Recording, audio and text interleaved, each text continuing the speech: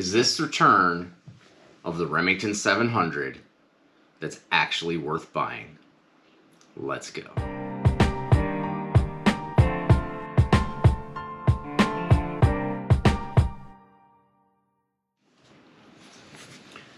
What's up guys, Joe here with ScruffyArms.com and the Scruffy Fam. So we have been on a journey since I got this Remington 700 SPS Tactical, the 16.5 inch barrel. I shared with you guys that my first rifle was a Remington 700, it was a 30-06, and I used that rifle for a very, very long time. Loved that rifle, hunted with it. That was my primary hunting rifle for over a decade plus. So then the safety started going out on it, and it was just not what I wanted anymore, and life circumstances no longer have that rifle. And I just was really hesitant to buy another Remington 700 based on the reputation. The quality just, to be honest, went down. So fast forward to all these years later, Remington did go bankrupt, and the new owners are updating all of their manufacturing processes, trying to bring back all of the great things that we used to love about the Remington 700. And what I found to be interesting about this one particularly, okay, this SPS Tactical, they've branded this one as the SPS Tactical Threaded, okay, that's what that is. And with this, it's kind of unique, and it's really hard to do a review on these because not everybody's going to get the same thing. As of July of this year, July of 2023, all Remington 700s now have a Timney trigger in them, okay? And depending on the one that you get, most of them are going to have the Impact 700 trigger. It's a 3 to 4 pound pull rate. It's not adjustable, but it is a Timney trigger that is inside of these. It was made for the Remington 700s. But that only started happening since July 1st. And as we sit here today, we're at November 4th. Okay? So it hasn't really been, it's only been a couple of months that rifles have come off the production line with the Timney trigger in it. So when I got this one, the first thing I did was I took the stock off to check to see, and yes, this one has the Timney trigger. So this review is specific to all of the Remington 700 SPS Tacticals made since July of 2023. I can't speak to the ones from before that. There are plenty of people who have done reviews over these through the years. But I believe that the manufacturing process has improved significantly, okay? And that is reflective in all of the ammo tests that I've done. I had 9 different boxes of ammo that I took out to the range to shoot this, and you can see in the other videos how each of those performed. And I have to say that this rifle shot everything respectably, okay? We found a 165 grain load of target ammo that this rifle liked in the Hornady Black. We found a 165 grain copper load that this liked in the Federal Premium. And then we found a traditional hunting load that this liked in 165 grain core lock tipped. But also with that Federal Fusion, it also shot a very good group at 150 grains. So what this shows me is this rifle has the potential to shoot just about everything you're going to feed it, but if you want to eke out the best out of this particular rifle, the 165 grains seem to be the sweet spot. And I tell you what, 165 grains will put a thump on most medium-sized game on this continent. So it's very, very nice to see that Remington is putting out a product that can shoot lights out. Now, I shared on my last video that this ammo here, this Remington core lock tipped 165 grain 308, I shot the smallest group I have ever shot before with this rifle. And I have done, the only thing I've done to this rifle is I put a Hellfire 419 muzzle brake on here, and I put this right on 3 to 18 by 50 first focal plane on here. Those are the only things I've done. Everything else came stock from Remington, and I purposely wanted to not upgrade anything to see what this rifle could do if you were to go buy one, get an optic mounted on it, and put some type of muzzle device, what would happen. And what happened for me was a 0.13 inch group at 100 yards for a 3-shot group. Okay, now whether you're a 3-shot, 5-shot, 10-shot, whatever your thing is, 3 shots for a 0.13 inch group. I had to measure it several times to make sure I was actually measuring it right. And initially I was measuring it in my van and I got a 0.27, but I went home and I remeasured everything and it was a 0.13. That is insane. I have shot a 0.19 with a 6.5 PRC before, and I have very, very often I will shoot the 0.3s and 0.4s with some of my other rifles, but I have never stacked rounds that tight ever. So for that to happen with this stock configuration rifle is extremely impressive. So let's talk about this, okay? So if we go to Remington's website, you will see the Remington 700 SPS Tactical threaded. And let's talk about some of the stats here with this. It comes in the 308 Winchester, the 6.5 Creedmoor, the 300 Blackout, and the 223 Remington. This is the 16.5 inch barrel. You can get a 16.5 inch barrel with the 308, the 300 Blackout, and the 223 Remington. 6.5 Creedmoor comes with the 22 inch barrel, and the 308 you can also get with a 20 inch barrel. Okay, it's a 4-round magazine, except for the 223, you can get 5. The overall length of pull for the 16.5 inch barrels is 36.25 inches. For the 20 inch barrel is 39.75, and for the 6.5 Creedmoor we're looking at 41.75, which is a pretty standard rifle length. Average weight on these is 7.5 to 7.25 pounds. It's not that heavy. Carbon steel barrel, matte blued, Hogue over molded stock with the green chili. If you are a Southwest person, you know what hatch green chili is. As soon as I saw that, that just kind of made me smile.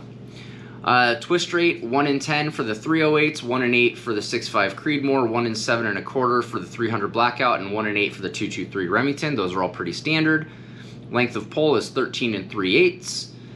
Drop of the comb is 1 1/4. Drop of the heel is 1 1/2. All that means is how this is.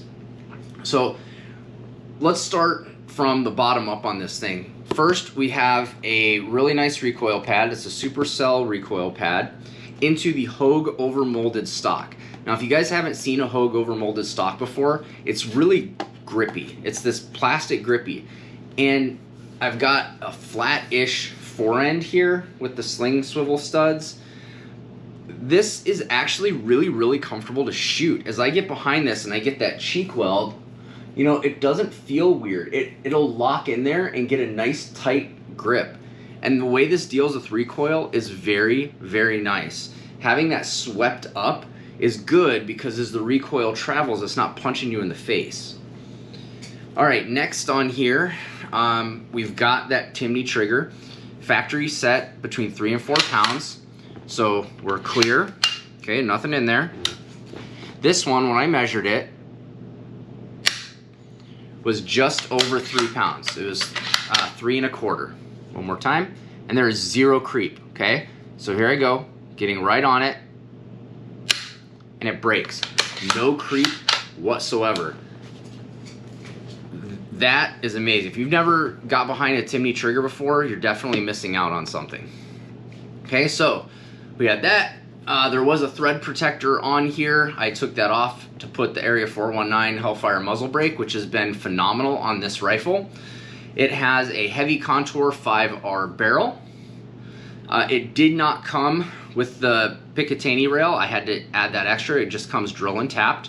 So that's a concern if you need to get rings, if you want to get direct thread, or if you want to get a rail. Okay. What else can I tell you about this? If you guys know about the rings of steel and the action, it's a solid steel. Let's see, what did they say here? Receiver machine from a solid steel bar stock, so that means it was a bar stock that was machined out. You have a checkered bolt, and just overall, guys, I have been super impressed. You can still operate this on safe, so it's on safe, the trigger doesn't fall, but you can still operate. I kind of like that. There are some times where I would like the bolt to stay closed, but even on safe, being able to run that is nice. Let's see, what else can I tell you guys about this rifle that you can't find out online? Well, let's talk about the financials. Okay, you can get this rifle retail for $980. That is the MSRP of it. But here's where the confusion starts to come in. I did some research on what my cost to get this is, what I'm expected to sell it as, and then what the big box stores are doing. And I was actually really shocked. And so here's a buyer beware thing when it comes to this rifle. I told you, this is from the July production. There were many of these in circulation before July of 2023. So the prices are reflective of someone trying to clear inventory to make way for something new. You may think you are getting this same rifle because it will look the same until you take the stock off and you see the difference, that it does not have a Timney trigger in it. It will not have a lot of the same attention to detail that this one has. And that's a shame because this is a very good rifle, and I think that it will get a bad reputation as people go to purchase these and are buying old stock of this, which is it's unfortunate because this is a very nice rifle. This is not a budget rifle. When you're at that $1,000 rifle price, there are some things that you expect to be pretty good about it, and this delivers on that. So what I've seen from the big box stores is anywhere from about $800 to $820 if you're going to get the non-threaded barrel, and around $835 to $840 to get the threaded barrel of the previous type of these rifles. If you were going to get the new ones with the Timney triggers, I'm seeing those, the cheapest I saw was $875 up to $950, and some at the $980 price. Some of the bigger box ones sell at MSRP, and those are $980. So you look anywhere from $875 to $980 for this version, where the previous iteration you could probably get it anywhere from $800 to $850. So that's where my buyer beware is for this, because while you think you're getting this rifle, you're not. You're getting the previous one. And I can't speak to the build quality or shootability of that one. The build quality and shootability of this Remington 700 tells me that Remington is on their way back. I have not recommended Remington rifles to anybody that has come to me and asked me what I think for a rifle for them. I just haven't, because the quality has not been there the last few years. This tells me that Remington is back. They are producing very nice firearms that will be wonderful for the community. And I do think it's funny when I look at this that this rifle is designated for range and recreation, tactical, and competition. Shooting .13 inch groups tells me that that would not be a bad idea, but I plan on using this for hunting. This short barrel setup is absolutely wonderful for someone that wants to run a suppressor, and in the woods, I am extremely happy with this rifle. The only other thing that I will share with you guys about this is the warranty. So the warranty for Remington rifles, due to the bankruptcy and the new purchase, they're not extending any blanket statements for warranty at this time.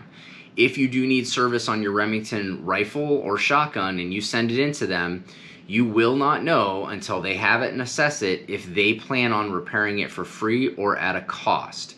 So if you have a Remington 700 and you have any questions on that, call their customer support line to find out if your rifle is going to be covered under a warranty or not. That is another thing that I want people to be aware of as Remington transitions with their new ownership. So Guys, today what I wanted to do was wrap all of this up with this Remington 700. We had several videos lately talking about it, talking about the ammo that we've been searching for to find this, and I've been extremely impressed and very, very happy with this rifle. I plan on taking this rifle hunting this year. We'll see if we can catch a deer with it, and if we do, you guys will definitely come along with me. So if you guys have any questions about the Remington 700, how I was able to receive this one, how you can get one, and how you can verify if it is the one with the Timney trigger or not, please don't hesitate to comment down below. You can contact me directly. If you guys have any inquiries for me, you can reach me at scruffyarms@gmail.com. You can go to my website at scruffyarms.com. I am an FFL. I do have an SOT. I'm able to do all of these things because of that. And because all of you are watching these videos, liking, subscribing, sharing them, I greatly appreciate that. And I thank all of you for spending your time with me today as we talk about this Remington 700. And this is now in that conversation when someone says, hey, I'd really like to get a rifle. I kind of want to get a little bit better than that budget class. What do you recommend? This is now in that conversation. We'll see you guys next time. Stay blessed.